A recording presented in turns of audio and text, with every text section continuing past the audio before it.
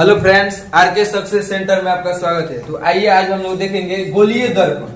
देखिए गोलीय दर्पण क्या है, यहाँ से हर एक एग्जाम में क्वेश्चन पूछा जाता है, ठीक ना। ध्यान से समझिएगा आप लोग। गोलीय दर्पण स्फेरिकल मिरर, ठीक है। गोलीय दर्पण किसे कहते हैं? तो गोलीय दर्पण कांच के एक खोखले गोले का भाग होता है, ठीक ना, जिसका एक सतह पर पारे का कलई एवं रेड ऑक्साइड का लेप लगा दिया जाता है। पारे का कलई या रेड ऑक्साइड, आयरन ऑक्साइड भी आप लोग बोल सकते हैं, यहाँ पर आयरन ऑक्साइड भी आप लोग बोल सकते हैं, ठीक ना। तथा दूसरा सतह प्रवर्तक चमकीला होता है। ध्यान से समझिएगा आप लोग। जिस भी दर्पण का हम यूज करते हैं, जैसे हम लोग के घर में क्या यूज करते हैं, आईना।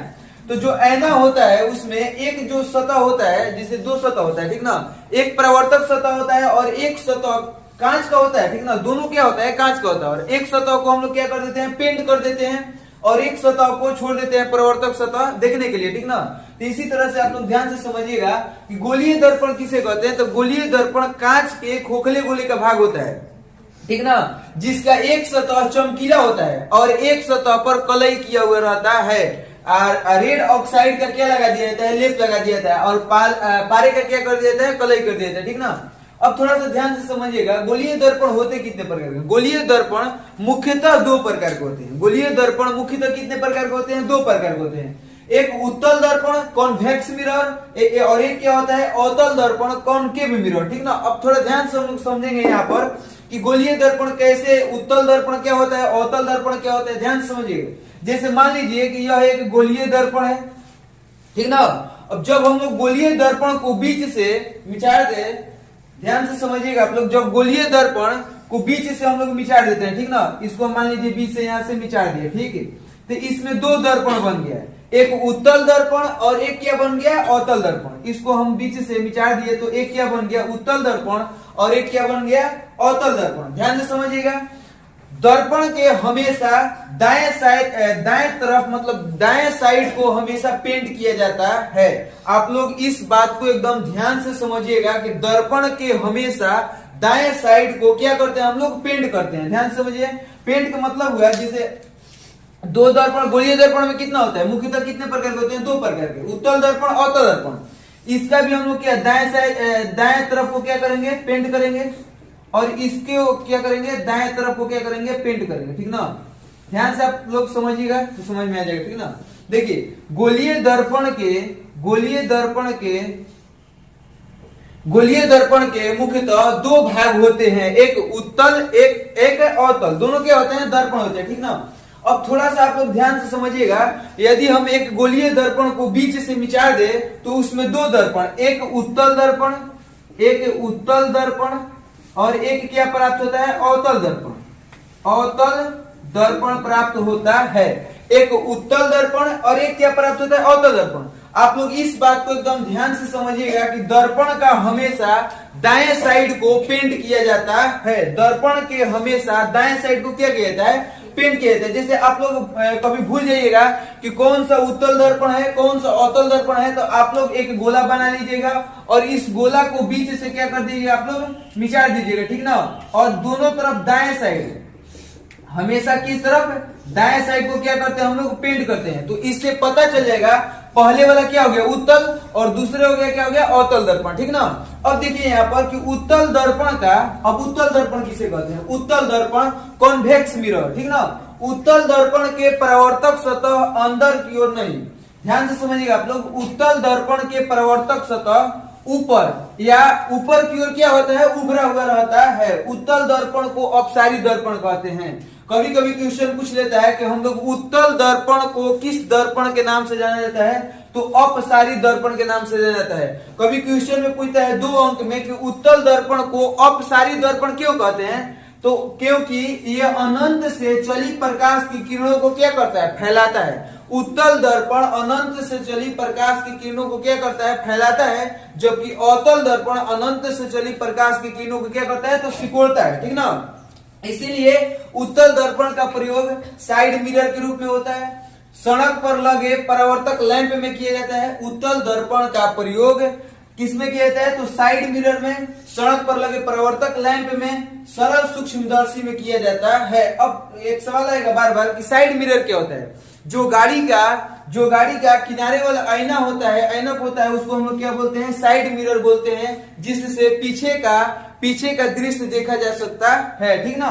अब देखिए यहाँ पर आप लोग थोड़ा सा ध्यान दीजिएगा कि पहला जो उत्तल दर्पण है, इसका जो एक बात ध्यान से समझिएगा आप लोग कि उत्तल दर्पण के जो ऊपर की ओर रहता है क्या होता है, उभरा हुआ रहता है। उत्तल दर्पण के जो ऊपरी सतह रहता है उभरा हुआ रहता है, उससे उत्तल और उससे क्या हो गया, उभरा हुआ, ठीक ना। अब देखिए अवतल दर्पण, अवतल दर्पण के परावर्तक सतह अंदर की ओर धंसा रहता है। उत्तल दर्पण के जो परावर्तक सतह होता है वो ऊपर की ओर क्या रहता है, उभरा हुआ रहता है, जबकि अवतल दर्पण के परावर्तक सतह अंदर की ओर क्या रहता है, धंसा हुआ रहता है, ठीक ना। ध्यान समझिएगा आप लोग कि अवतल दर्पण के परावर्तक सतह अंदर की ओर धंसा रहता है। अवतल दर्पण को अभिसारी लेंस कहते हैं, क्योंकि अनंत से चली प्रकाश की किरणें को क्या करता है, सिकोड़ता है। जब भी हम लोग को देखिए अवतल दर्पण क्या है, ध्यान से समझिएगा आप लोग, जब भी प्रकाश को, लाइट को हम लोग को एक साथ मतलब बहुत दूर तक भेजनी हो, लाइट को बहुत दूर तक भेजनी हो, तो मतलब किसका प्रयोग करते हैं हम लोग, अवतल दर्पण का प्रयोग करते हैं। जैसे टर्च में हम लोग जो लाइट मारते हैं, लाइट को क्या दूर तक मतलब ज्यादा फैलता नहीं है, जिसमें ज्यादा प्रकाश फैलेगा उसमें उत्तल दर्पण का प्रयोग किया जाएगा, और जिसमें प्रकाश को सिकोड़ कर और सीधे भेजा जाता है उसमें किसका प्रयोग किया जाता है, अवतल दर्पण का प्रयोग किया जाता है, ठीक ना।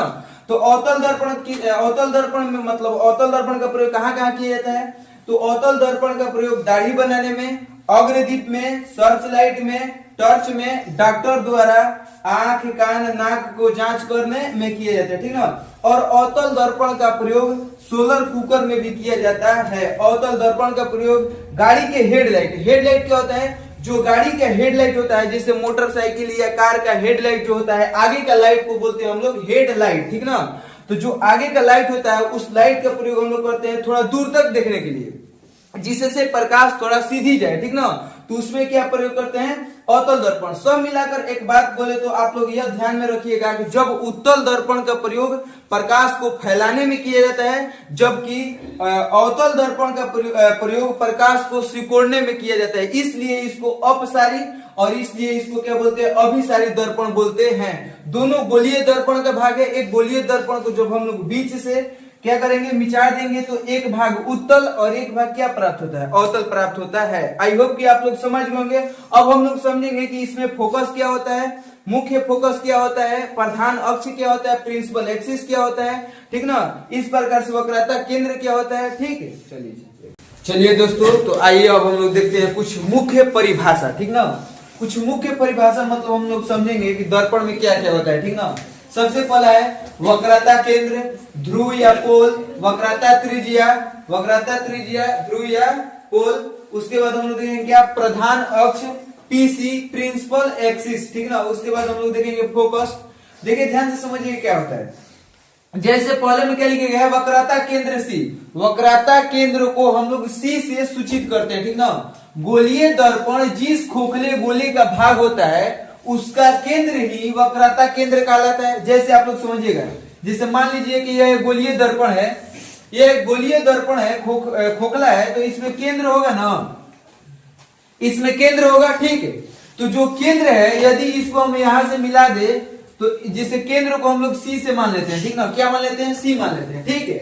अब देखिए यदि इसको यहां पर मिला दिए तो केंद्र से परिधि तक के तय की गई दूरी को क्या कहते हैं, तो त्रिज्या कहते हैं। क्या बोलते हैं, इसको त्रिज्या बोलते हैं। यदि हम इसको इधर से भी मिला देते, इसको क्या बोलते हैं हम लोग, त्रिज्या बोलते हैं, ठीक ना। किसी भी गोला में, खोखला गोला या वृत्त में केंद्र से परिधि तक के तय की गई दूरी को क्या कहते हैं, त्रिज्या कहते हैं। और केंद्र को हम लोग क्या मान लिए, सी मान लिए, ठीक ना।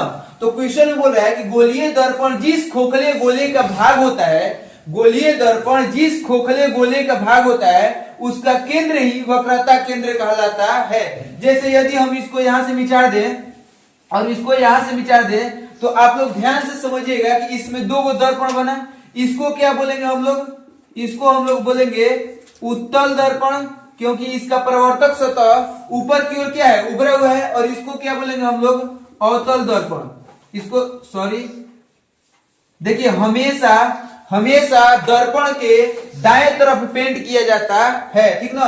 तो इसको हम लोग इस तरफ से पेंट करेंगे, इसको हम लोग दाएं तरफ से क्या करेंगे, पेंट करेंगे। अब थोड़ा सा ध्यान से आप लोग समझिएगा कि वक्रता केंद्र में बोल रहा है कि गोलीय दर्पण जिस खोखले गोले का भाग होता है उसका केंद्र ही वक्रता केंद्र कहलाता है। जिसे आप लोग ध्यान से समझिएगा कि इसका भी केंद्र यहां से लेकर वक्रता केंद्र कहला है। इसको वक्रता केंद्र को हमको किससे सूचित करते हैं, वक्रता केंद्र को हम लोग सी से सूचित करते हैं, ठीक ना। अब देखिए थोड़ा सा आप लोग, यह हो गया अवतल दर्पण, अवतल दर्पण, ठीक ना। इसको बोलेंगे हम लोग अवतल दर्पण और इसको क्या बोलेंगे हम लोग, उत्तल दर्पण। इसको क्या बोलेंगे हम लोग, उत्तल दर्पण।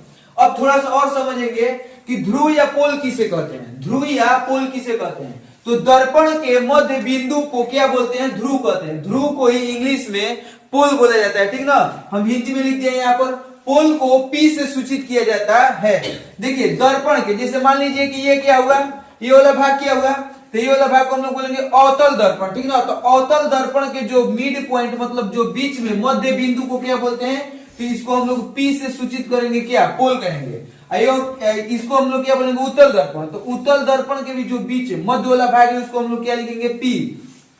पी का मतलब क्या हुआ, तो पोल या ध्रुव। तो आप लोग समझ रहे होंगे कि ध्रुव किसे कहते हैं, तो दर्पण के जो बीच वाला भाग होता है, दर्पण के बीच में उसको क्या बोलते हैं हम लोग, तो पोल या ध्रुव बोलते हैं, ठीक है।